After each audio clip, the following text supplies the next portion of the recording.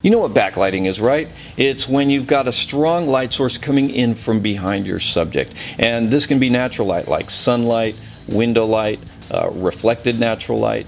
And it can have a really beautiful look that, something that looks like it lifts your subject off of the background. But it doesn't have to be natural light. You can also create this backlighting effect with flash. One thing I like to do is use backlighting for a wraparound effect from behind.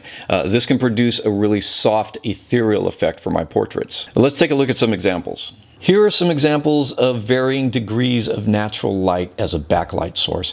I mean, with the sun at the right angle, you can just have your subject turn away from the sunlight and we get that nice natural halo effect.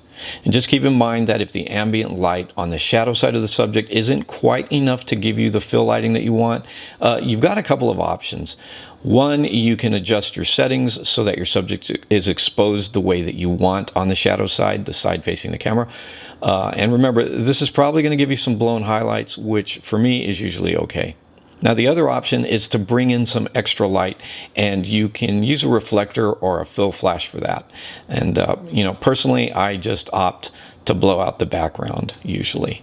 Now, these are all natural window light examples, and I shot these with the same technique of exposing for the subject and allowing the backlight to do whatever it's going to do, which here is the backlight's partially coming in as a side light too. But I let that do what it's going to do, and usually everything comes out just fine. Now, if I really want to make sure that I'm not blowing the window detail out, then I'll probably add some flash to balance the exposure out. And what that means is this: I'm going to find the correct exposure to get the window detail to show up the way that I want it to, and then I'll add light to the subject and adjust that light so that I can get a proper exposure on the subject. And like I said, you can also create backlight and a beautifully controlled wraparound lighting effect using flash or studio lights. And when I say wraparound lighting, I'm referring to this effect where the light from behind is bleeding around the edges of the subject and somewhat blending them out into the background.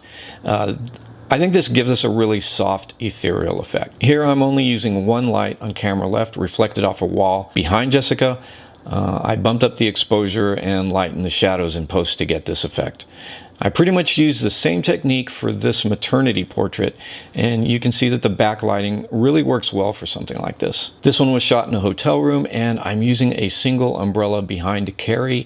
Notice that the exposure is boosted so high that we get this flare effect coming off that light. Here's one of several that we did for this particular shoot, and if you just play around with the lights, you're going to find some interesting light patterns like this.